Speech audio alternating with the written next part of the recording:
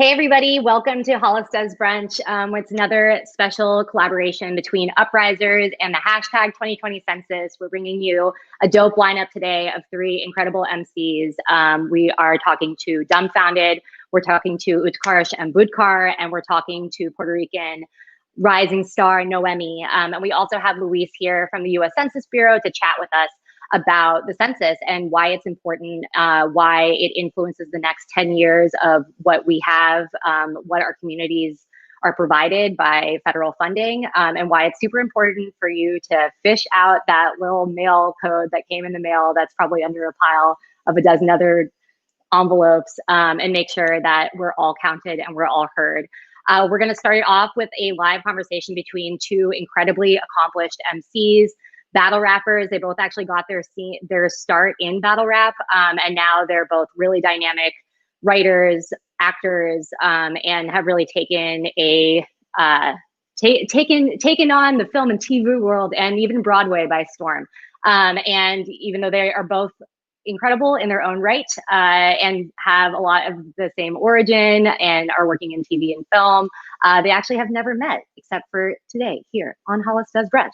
So without further ado, please welcome to the stage Dumbfoundead and Utkarsh Ambudkar. What's up, y'all?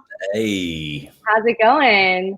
I'm good. And I just want to say before we get started, if anybody's tuning in, or for y'all who are tuning in live, please drop any comments in the chat, any questions you have for our guests. Let us know where you're tuning in from. And if you have any questions about the 2020 census, please make sure to drop those as well. What's up, gentlemen? Thank you so much for joining me here on a Sunday afternoon for brunch. Thanks for having us. Yeah, excited to be here.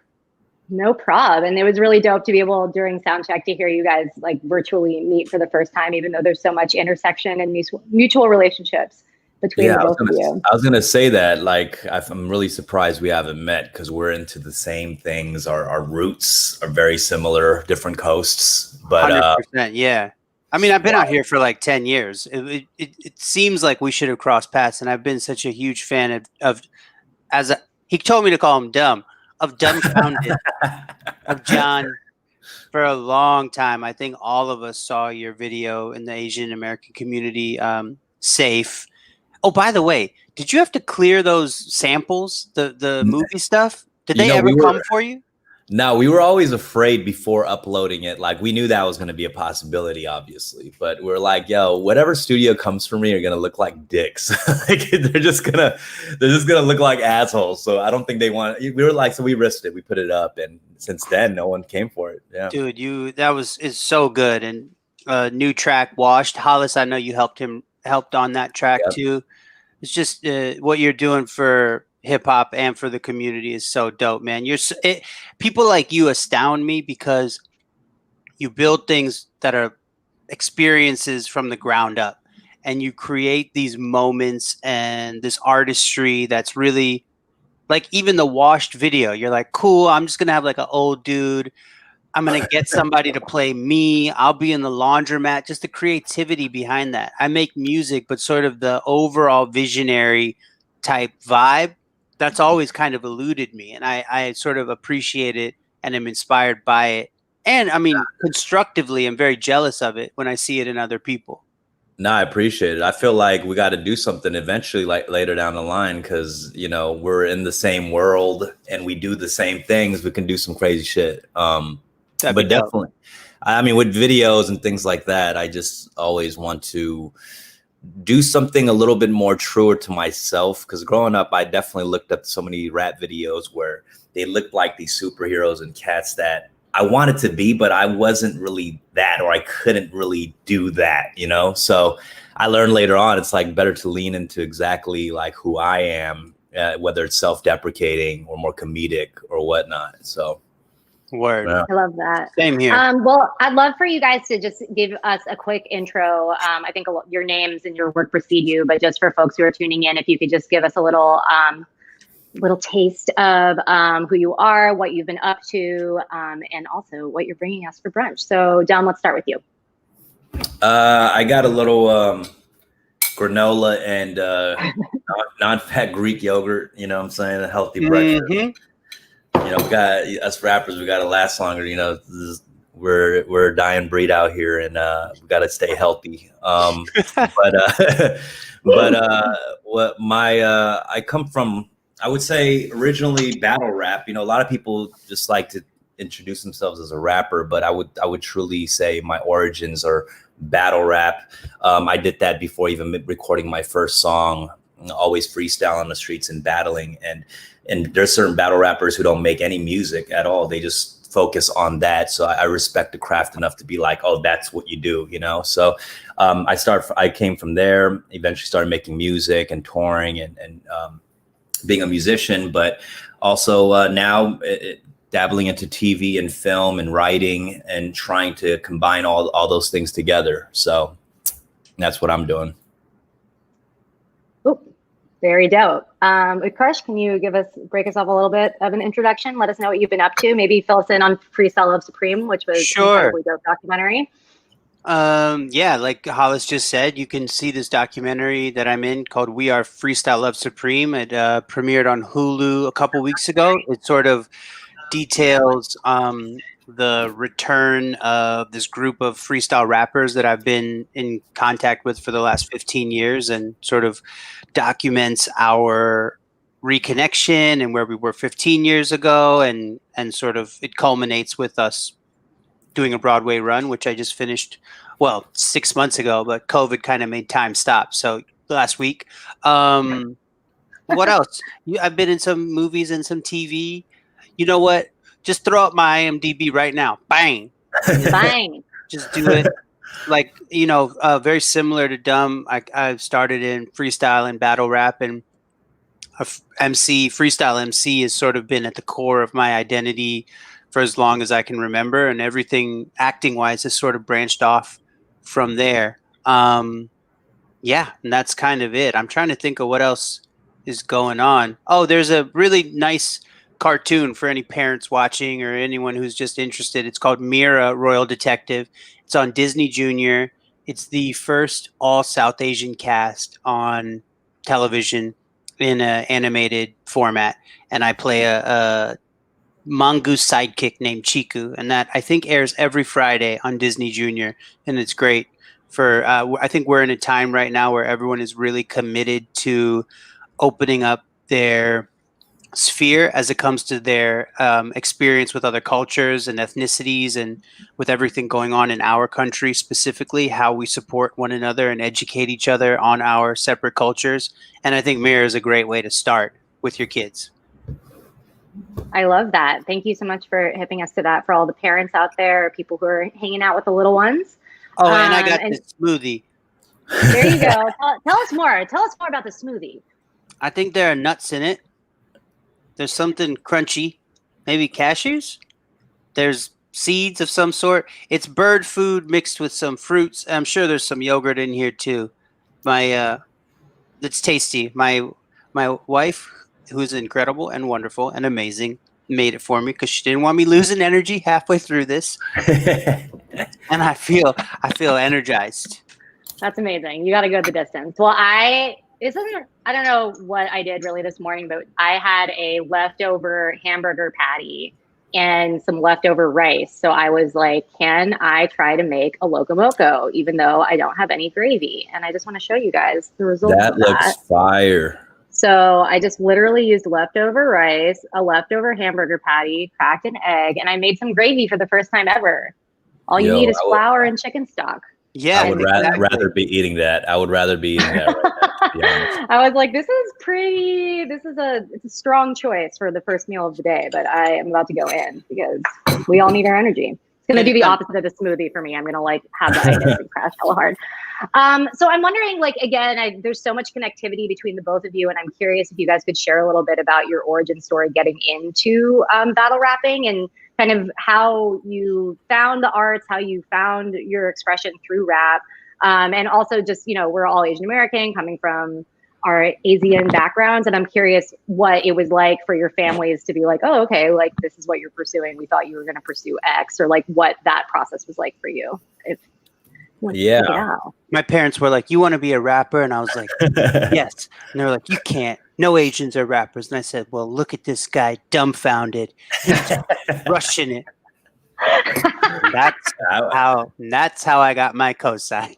Nah, I was a dorky kid. I had braces, I had glasses on, and still battling and freestyling. And I took my glasses off to look cooler, but I can't see shit right now. Trying to, man, put those glasses on. Be yourself. No, they're so dirty. Anyway, as you were. Nah, it was just just in class. I just remember. I think it helped me kind of with my identity, to be honest, where people were hitting me with all this Asian shit, and I was like, it really kind of gave me an idea of what most people thought of Asians or knew about Asians. Like I'd hear like the same things over and over again. I was like, oh shit, like people really don't know much about Asians except these like 5 things or something, but it helped me. And it also, hip hop in general really helped me become like unapologetically Asian, right. So unapologetically Black, and going to these open mics that I did. The open mic I went to was in Leimert Park. That has so much culture, African American history, culture, roots with music and everything. And it really helped me bring out like that pride in me of being Asian, and which I didn't have before. I had these moments where I was ashamed and, I felt weird just hearing certain things, but I confronted that through battle rap. Yeah. That's really dope. I would relate 100%. I think we grew up, for me, it was like Indiana Jones, Temple of Doom, Apu from The Simpsons, things like that. And then you start to feel like, okay, there's like a standard of beauty that I certainly don't fit into. Also, people don't really know what Indian is. They're like, are you Black or are you Native American? Where are you from? What's your deal? So I wanted to get some sort of positive attention because I'm not a fighter and I'm not like a mean-spirited person. So it's not like I can really like muck it up. I got to like get attention or fit in some way. So it was like humor, comedy, and then naturally music, making up songs about people started to just kind of like happen. And then when I really started, like same as Dumb, really when I started to take hip hop seriously, they demand authenticity. And you go behind any mic and you don't spit the truth, like anybody will know. Like I've had people come up to me after I won battles. I remember my first battle and a guy came up to me and he's like, you lied. He's like, you won. It was a dope punchline, but you lied. And I was like, I did. And I had to take some stock of what that means. And it actually helped me empower myself as a South Asian American because it made me unique within hip hop as well. And I was able to celebrate that uniqueness and that unicorn-like aspect. And in the battles, there was no way. It's so similar to 8 Mile, right? It's so similar. There's nothing these fools could say to me that I hadn't already heard or said to myself. And so it's very like when Eminem did that in 8 Mile, where he was like, "I know something about you. I am a trailer honky honky." Like I was like, "Fuck, Eminem, you ruined it. You stole the secret." I was like, that's why that's funny you said that scene because that's a scene a lot of us related to, kind of coming up in this scene, and it was like that moment. Jin the MC was in 106 in Park, and that's the same tactic he used. Look at you, it says made in China. Like all that, like all those tactics were things we were doing in our school and when we were battling. It might sound a little like dated kind of tactic now, but it was during that time. It was so crucial, and it got the people on our side. It was very progressive indeed. But I remember when Eminem did that, I was like, "Yo, you're giving up the secrets." Jin, man, I tell you. I love Wyclef with all of my heart, but Jin and Wyclef was a poor collab for that dude's first single. It didn't work out well. Right. He should have gone with RZA or Swizz Beatz, somebody who could have brought something gully behind that voice. But that's for another pod or whatever this is called. I mean, that's for another brunch. He was trying to get everybody to learn Chinese through one song. Yes, he was. I think you're gonna need more than one song to learn Chinese, but he tried. That's. I mean, I know if it was that easy, damn. That's the other thing too that I mean, for me, the confusion comes with like Indian, Pakistani, Bangladesh, Sri Lankan, etc. But generally, if you see a brown or Middle Eastern, but generally, if you see a brown person, you're like, that person's probably Indian. So it's more like Pakistani, Bangladesh, Sri Lankans who are like, no, I'm not Indian. But like in the same way with Asians, especially in the early 90s, you weren't Korean, you weren't Filipino, you weren't Japanese, you were Chinese. You weren't Vietnamese, you weren't Hmong, you were straight up Chinese. And I watched how that created tension sort of amongst the different Asian cultures, the people that I was friends with too, to be, I mean, that's just an observation. I have no question. But fair enough. No, that's real. I mean, that differentiation, right? And I think on our last brunch, we were talking about like not the burden of representation, but that whole idea of like Asian America is not a monolith, right? And the idea of we all are coming from these different backgrounds and experiences. And then when you're an artist and you're representing for yourself, you want to make sure that you're not saying like, I'm this one type of Asian or that one type of Asian. And there's all sorts of differences in visibility between like East Asian folks, like you were mentioning with Utkarsh, and then that can sometimes invisibilize Southeast Asian folks and South Asian folks as well.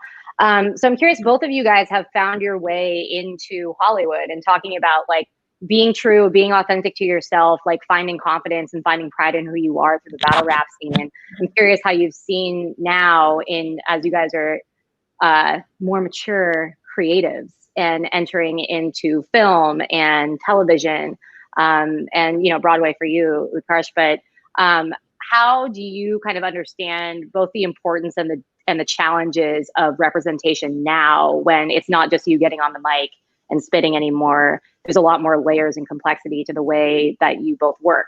And so I'm curious if you have any insights in terms of what representation means now versus back then on the mic. I think balancing that can be tough coming from a place where you have so much creative control. Literally, you can do whatever, say whatever. You're being yourself. And in acting, obviously, there are restrictions in the character that you're given. And I think you balance that with also bringing your skill set of being able to create into this world, whether it's writing and creating new shows or developing stuff, working on projects with your friends. But I do think there's something there because you just see all this a whole lot of transition from people in the hip hop world into acting. You see it with us, you see it in our circles. There's a lot, especially now with shows like Dave and Little Dicky, and it's been happening for a long time, whether it was Pac, Fredro Starr and all these cats, getting into it, and they were beasts, it was a natural progression. Save the Last Dance. Are you kidding me? Yeah. I mean, there's a natural progression there. I feel like, what I'm saying? I mean, I know I'm very inspired by like this dude here and his whole camp of cats who came from that world. I'm following a lot of, I'm a little bit late on trying to making the transition, but I've been seeing that for years, and it kind of gets me excited and gives me confidence actually being able to do that and not feeling scared to make that jump, Yeah. And vice versa. I mean, watching Dumb and his work, the way that he writes, directs, and conceptualizes entire short films around his music is extremely attractive to me as an artist and something that I aspire to be able to do. Now, I come from I came in it from the acting side more so than the music, even though the music has always been sort of the river, like the acting is how I was paying rent first. And that has been interesting in the sense that when I started, there were 10 of us, 20 of us all going for one role. And the 20 of us were all different character types, but we were all going to play like a young Cal Penn in The Namesake. And I was too hip hop. So-and-so was too nerdy. So-and-so was too this, that, and the third. And so we were in constant competition. We were crabs in a bucket, and that can create a lot of negative energy. Now, I think it's important to understand and to accept that there's a huge volume of artists working. Before I could name 5 people, and they were the 5 people working. Now, if I started a list of names, there's no way from Chinese to Korean American to Hmong, Vietnamese, like even Filipino, like Indian, South Asian, like there's a lot of us, and I've tried to take that sort of crab in a bucket mentality and turn it into just support. So it's like, if you're doing well, I'm happy, I'm excited. If you're young, old, in between, like if you got something, I'm going to watch it. I'll follow you on social media, whatever that means, just to keep up with it and try and be as supportive within the community as I can. That's kind of, it's when hip hop teaches you how to be confident, for sure. Like learning battle, for those who have never been in a battle, that shit is terrifying. It is not easy. Mhm. It really is. And the feeling of winning a battle is unlike anything you will ever feel. To see hundreds of people screaming, you know, sometimes they can touch the ceiling. The room is so small. But to hear them screaming for you for something you have done in the moment to win is the best feeling in the world. And the other side to that, getting destroyed. Oh, yeah, man. Ooh, I was just going to say, and losing a battle and having yourself eviscerated, right, and waking up the next morning and putting one foot in front of the other and realizing that life goes on is a great teaching lesson as well. Which is to say, like, you learn a lot from that confidence, and maybe that's why Dumb has had so much success, and why you see so many people who are MCs or former MCs, like Mahershala Ali is a great example. Rafael Casal, David Diggs, like these are my close friends, and there's a certain acceptance that defeat is possible and that it's going to be okay. It keeps you moving. Specifically coming from the battle world, it's strange because when we take that defeat, there's so many lines that are directed at you, with not just towards you, but like your people, your ethnic background too. It's like you're carrying on the weight of your people while you face these opponents. So that defeat really, it's crazy. I know that's how I kind of got closer even with my community. I remember I was kind of an outcast amongst my like Korean homies, because I'm in K-Town. I grew up here, and over here we're like not minorities. We're like just mad Koreans here. They were like tough Korean kids, you know, and I was like the outcast nerdy dude. But when they saw me in battles, all of a sudden, like the local cats who never like fuck with me, they came up to me and they were like, "Thanks for holding it down, homie." Like, you know, yeah. I know that feeling. Dynamic changed, like it really did, and I was like, "Oh, damn, okay." I felt like finally accepted by my own people, almost, you know. Yeah, I mean, the battle circuit really taught me how to work through a lot of that anger and angst that I was feeling, a lot of that self outcast feeling. But it also taught me, and this is a I'll make it a short story. It taught me how to set boundaries on how I receive love as well. Because coming up, I was like, just tell me anything. Like, you call me Slurpee Boy, you call me this, ha ha ha. Like, everyone snaps on each other, and it sort of chips away at your self-esteem, but it's fine because we're friends. I did a battle, and this was that. I mean, you know what it is, Dumb. Like, we get peaks, right, where we're like crushing. We're like winning 3, 4, 5, 6 in a row. We're just like in that zone. So I was like in a zone, and you go into the battle and you know you're going to win, all that ego stuff. This is before my ego was crushed by life in general. It's like young and full of ego. And I start rapping, and all of a sudden from the back of the club, you hear this, Al-Qaeda, Al-Qaeda, Al-Qaeda, Al-Qaeda. It's 2004. The entire club, front to back, starts chanting Al-Qaeda as loud as they can in support of me. Yeah. And they drown out every other MC that raps. They cut the battle short. I win. I mean, it doesn't matter what I say. They've just decided the crowd has taken over with love, chanting Al-Qaeda over and over. And there's these dudes from the Bronx, and I was like, what just happened? Because it feels so wrong. Right. But I did just win the money. So I know exactly what you mean, because I remember my first compliment I got at the open mic was confusing, because you had this young black kid next to me, and he was all like, after I killed a freestyle, he was like, "Yo, Jackie Chan can spit." And I was like, and that was like the best compliment I ever got. Like, I felt so good. I felt so good. Even I was like, okay, even though that was pretty offensive, but it's all good. Like it was still it's an endearing thing, you know. It's like being called, like, I remember when I was called Chino growing up in LA, like amongst my Latino homies, you know. I felt good to just even have a nickname, right? You know, amongst my squad. Like I had a nickname, but later I found out there's a Chino on every block in Los Angeles, you know. I was just Chino of 4th and Harvard Street, but it was, I know. And those dudes who started that chant, they came to the next battle and they did it too. And I pulled them aside, and there were these dudes from the Bronx, and they were like, "We love you. We come here from the Bronx just to see you. Like, we want you to win." And I was like, I appreciate it, but this was a teachable moment for me. I was able to say, like, just not that way. Like that's that kind of energy, and that we don't need. I understand that we want to sort of like take a negative term and flip it into a positive, and it's probably not even that deep, but like I was able to say, I appreciate your love and your support. I hope you continue to support me, just not that way.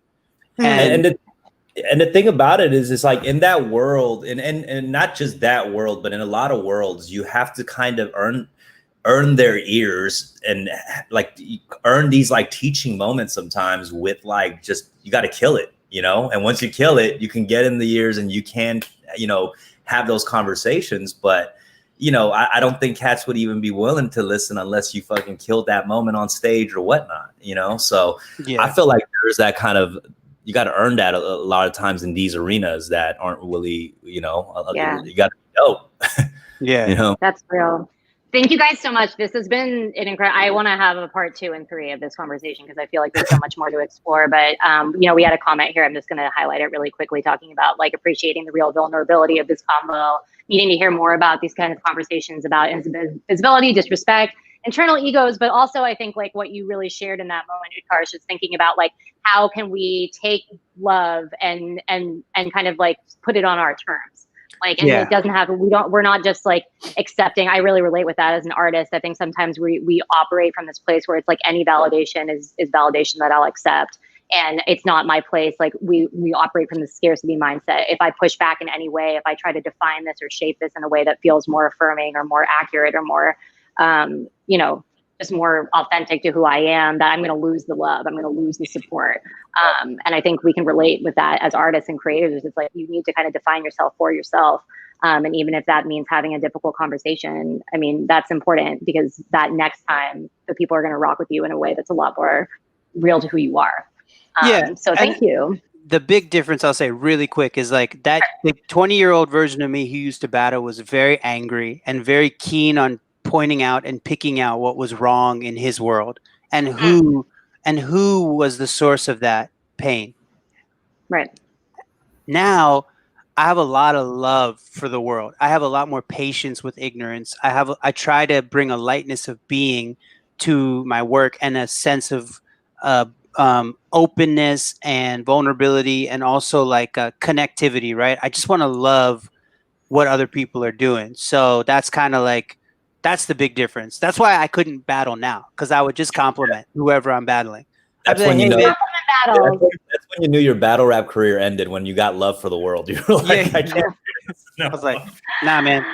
Well, speaking of love for the world, I'm really thankful both of you guys for coming through and having this conversation. And again, maybe we can set up a part 2 because I have more shit I would love to chat with you guys about. But we're going to bring on Luis from the U.S. Census Bureau right now because we are here today with in partnership with Uprisers and the 2020 Census. Because, you know, Asian Americans and people who are Asian who are living in the United States, we're actually most at risk of not being counted in the U.S. Census, whether that's because our communities don't think that it's for them or that it's important. So, you know, in the same way that y'all have really demonstrated the importance of self-definition and self-determination and self-representation and authenticity and confidence through your career, so too is this an opportunity for us to talk about representation. So, to that end, please welcome to Brunch our guy Luis, coming at us live from Olympic National Park. Hi, Luis. How are you doing? Hey, not too bad. I'm happy to be here. Thanks so much for coming through. So could you just introduce yourself really quickly? Just let us know who you are and a little bit more about your role at the Census Bureau. Yeah, definitely. So my name is Luis Gomez. I was born in Mexico, raised in Washington State, and I'm currently working for the United States Census Bureau as part of their partnership specialist. I'm a partnership specialist doing a lot of their outreach for the community, mainly communities of colors, Hispanic, Latinos, Latinx. Yeah, I'm just here to give you guys some information in regards to why it's important for you guys to be counted and for all of us to be counted. Cool. So really quick, Utkarsh, have you guys taken the U.S. Census yet? I have not, and we've talked about this actually a couple days ago. I'm getting to it. I swear. Well, okay. So Luis, could you give us a little? Oh, sorry, Utkarsh, what's up with you and the census? I think I probably was just going to say what you were going to say, which is, no, Luis, I haven't. But why should I? Yeah, no. So Luis, give us a pitch. It's interesting because working with the census currently right now, I get a lot of like the inside scoop in terms of why it's important, right? But if you were to ask me what I did for the census in 2010, I wouldn't be able to tell you. I don't remember. I don't know if I filled it. And truth be told, because I was going to college, there is this initiative where the colleges respond to census for everybody living within the dorms. So I probably didn't have to do it. I'm sure the college did it for me, but I can't even remember. I have no idea. So it's like really easy to forget to complete your census. So I'm here to encourage you guys to complete your census. And so that's tell us why. Why should we take Yeah. time out of our day to take the census?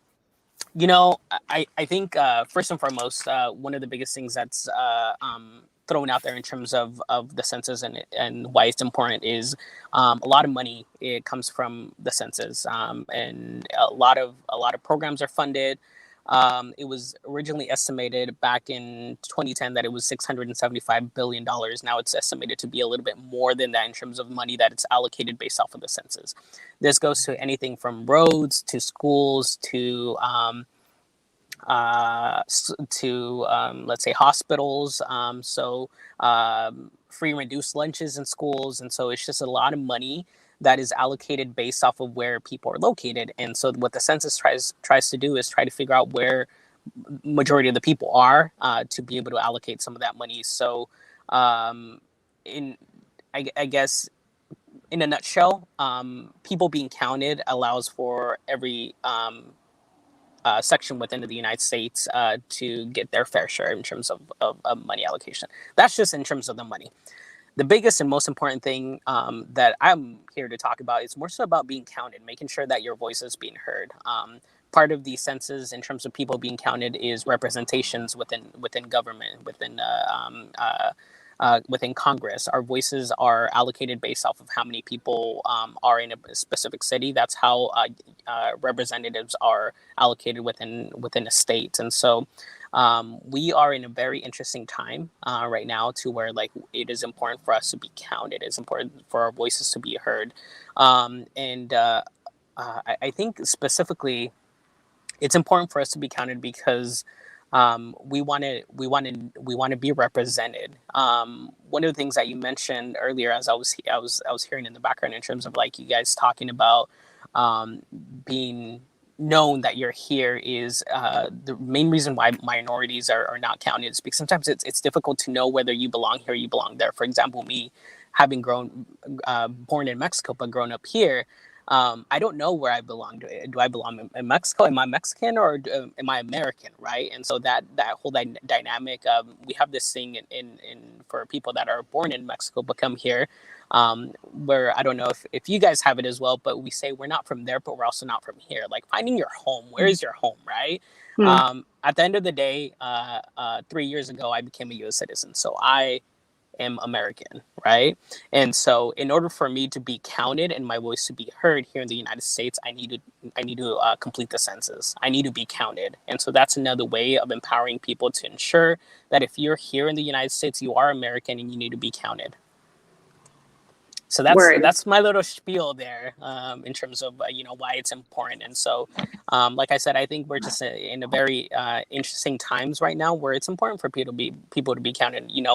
We're no longer, especially minorities, we're no longer the voice that is in the background, we need to be heard, and this is a way for us to be heard. Absolutely. Thank you for breaking that down. And I think it's important also to underscore that it's like, it's not just people who are U.S. citizens that need to take the census. It's people who reside in the U.S., undocumented folks.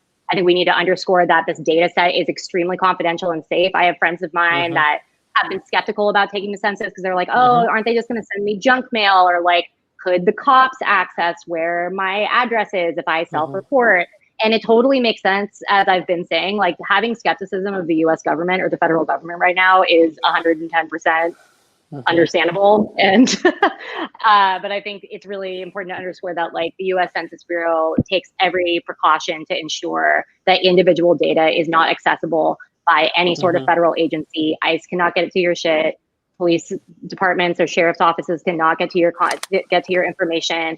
And, you know, Louise, something that you and I had talked about, and I thought would be interesting for Utkarsh as a dad, is that a lot of times young people, like kids, like 0 to 10, that's like it's really critical that those young people get counted because it determines the even the funding for boys and girls clubs and free and reduced lunches in schools.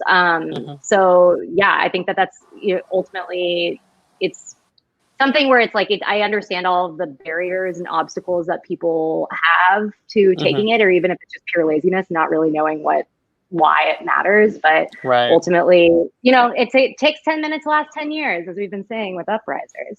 Yeah, definitely. And just to add to that, just as you mentioned, you know, the census is done every 10 years. It's a decennial thing. And so the next census will come around 2030, right? If you have kids right now, this is going to affect the next 10 years of their lives, which is why it's really, really important. And one of the things that we had talked about previously is the undercount of children. It's estimated that a large portion of children ages 0 to 4 were undercounted in the 2010 census. Why do people forget their kids? And I don't even know if it's that people forget their kids. I just feel like the family dynamics are changing so much in today's day and age that it's easy to forget your kids, right? You have kids living in foster care. You have kids living. No, it's not. Like, I cannot forget my kids. Actually, they remind me of your presence. But it's crazy because you would think, right? So I'm sure a lot of you guys have social media, right? And so people have kids, and all you see is pictures of their kids, right? But then why do they forget them on the census? It just does not make sense. Because Luis, because we're terrible parents, Luis. Because for years, our parents just try to not, just count us as one for discounts when we go into like Sizzlers and shit like that. Yes. Yeah. No, well, one of the thoughts in terms of why, like I said, there's a lot of dynamics that could potentially go into the undercounts, but especially for minorities, there's a possibility that maybe they're living in housing situations where if they have more kids, they could potentially be kicked out, right? This information isn't shared with the housing authority. We don't tell them, hey, by the way, there should be 4 people living there, but there's 7 people living there. We don't share that information, right? But that fear could potentially play into that. Maybe the parents are separated, right? And mom thinks dad's going to count the child. Dad thinks mom's going to count the child, and nobody counts the child, right? Or they're living with grandpa and grandpa. So there's so many factors that go into play that at the end of the day, children are just forgotten. And this is going to affect the next 10 years of their lives. It's just crazy. When is the deadline to fill out the census? So with the current situation with COVID-19, the deadlines has been extended. And so right now we're going to be doing our best to continue collecting the census until September 29th. So we're going to continue going. The deadline has continuously been extended. And so there's still time. Everyone has time. Don't worry. So would we have already missed it if it was the original deadline? No, because there's different phases within the census, and the phase that is currently going down is what we call, as I don't know if you guys know, but federal agencies like acronyms. And so we have a phase called NARFU, which is where people come and knock on your door. And so that's a current phase it's starting at the moment. And so there is going to be people out in the streets. If you haven't completed the census, there's going to be census personnel going door to door, reminding people to complete the census. But at the same time, one of the biggest things with that is a lot of people don't want a stranger in their front doors, right? This year is the first year that the census is able to be completed online. So you just go to 2020census.gov. Oh, easy. And easy.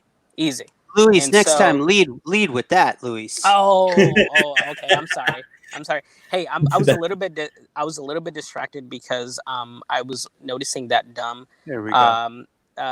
tweeted yesterday that he loves empanadas, and I do. I'm on board. I'm on board right there with him. So I got a little bit distracted with that. Fair enough. Y'all should pass out empanadas when you go door to door. That's a guarantee right there. Maybe people would complete the census a little bit more if that was the case. 29th of Right. September. I'm loving this messaging. If you don't want a stranger knocking at your door, go online and complete the 2020 census. Yes. Hey, man, 6 Yes. feet, bro. 6 feet. Right, stay away. But Yeah. all due respect to those census representatives that are going out there to make sure that everybody's accurately counted, because as Luis, you've been breaking down, and the more I've been part of this campaign and initiative, the more I've realized, like at first I was like, oh yeah, it's really important for us all to be counted. And then I'm like, not only is it so important for us to be funded, but also the dangers of us being underfunded and undercounted are really profound, like really profound. Like you were talking about how, again, with the Boys and Girls Clubs, just like access to resources for young people are completely impacted, and there could be not enough food for children if we're not counted. And that alone, or especially now during COVID, last week we learned that it determines hospital beds. So it's like if we don't get an accurate count of our community, that means the medical, resources that we have at our disposal are not going to be enough. And so, yeah, for us, like we're hella online, we're all connected, and I trust that Utkarsh and that you guys are going to take the census. And I think what we've been trying to say is like, if you can reach out to 3 to 5 folks in your community, folks like your parents or your aunties or your uncles or the people that don't speak English, and just make sure that they know that it's really important for them to be counted so that our communities can get what we deserve, because we pay taxes, even undocumented folks pay taxes, and people who aren't US citizens pay taxes, and we deserve to have that federal funding come into our communities and not be taken away. Word. Awesome. Y'all, thank you so much for your time and your civic presence in this discussion. Luis, do you have any last words or call to actions for us to be better reps and representing our community? No, I think the last thing I got to say is, there's still time. We still have time to ensure that everybody's counted. And I think with the dynamic of everything that's going on currently throughout the world, this decennial census is going to be really important for us to be able to make a voice for ourselves in terms of ensuring that everybody's counted. And so I think it's really important, and make it your civic duty in order to ensure that the people around you are being counted. I've had conversations with my mom, with my neighbors, with people around me, just letting them know, because people just don't know, right? Like I said, I didn't know until I started working, and so letting them know the importance of it, right? Programs like Head Start and Free and Reduced Lunch, they don't care whether you're a citizen or a resident or illegal. Like those programs are there for you, for your needs, just like hospitals are, right? And so that's why it's important for everybody to be counted. It's not specifically for people that are U.S. citizens. Everybody that uses programs or lives in the United States, just anybody that is here needs to ensure that they're being counted. And so there's still time. And I can't promise you an empanada if you complete the census, but maybe Dumb can send you guys an empanada for all those that complete the census. There's actually just to add, there's a bunch of because every city and state has their own interest in terms of ensuring that people are counted, right? And there's been, we sometimes get news of people around like different cities that do different contests of things that they're going to do. There's a city over here in Eastern Washington where they're doing they're trying to guess what the population is going to be at the completion of the census, and the winner that gets the closest is going to receive a ride in a police cruiser and stuff like that. And so there's a bunch of like different contests that people are doing to try to get like people to complete the census. And so an empanada wouldn't be a bad idea. I would prefer an empanada over a police person. I guess I'll just say that. Now that might you will get a personalized video written, produced, directed by, and starring Dumbfoundead right here, right now. He said it. He said it, not me. I did not say that. I did not say that. I heard it. I heard it. You will get a 45-minute short film based on your life. He's a 45-minute video of him eating an empanada. We're gonna go door to door. Me and Utkarsh freestyling door to door. Yeah. 2020 census.gov. Come to your census, fill out the census. We're gonna do the most corniest PSA. Just come to your census, fill out the census. I love it. I love it. Oh man. With it. We can make it happen. My 2020 census.gov. Thank you, Luis. That's gonna make I'll do it today. That's really easy and simple. All right. Thank you guys. Amazing.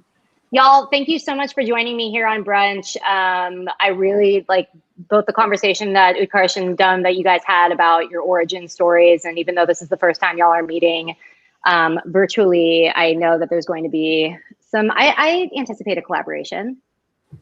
Fingers crossed. Census. I would love to be safely in the room at some point. That would be really dope. And Luis, thank you so much for tuning in and taking time out of your national park excursion to fill us in. I think you've dropped some really important information, and let's appreciate your advocacy. Things between COVID and the way that the federal administration has been obstructing us being counted. It's a really challenging environment, and your work is not easy. And just really appreciate you doing the work to make sure that we're counted, that we're funded, that we're resourced, that we're represented. Thanks, Luis. Awesome. Thanks so much for joining us, you guys. Any last words, Utkarsh? Luis, let's see that view. Oh, yeah. All right. Here we go. Are you guys ready? Are you sure? Yep. There it is. And that's when you fade out and the credits and the music. Right. Exactly. The end credits rolling down. Taking time away from that paradise just to talk about the census, 2020 census. Okay, let me hear that line again. That was actually pretty good. That was come to your senses. I don't know why we sounded like we had to sound like robots doing it. Come to your senses, fill out the census. Oh man, that's good. Thanks for the information. Thanks, awesome. Guys. Well, I appreciate you all for being here so much. And everybody who's been tuned in, thank you so much for watching, and make sure to connect with each of our guests, Utkarsh Ambudkar and Dumbfoundead, online, Twitter. You can check out Dum on Fun with Dum. Oh, actually, Dum, can you tell us a little bit more about your brand new show where you're about to get your Adam Carolla and Dr. Drew on?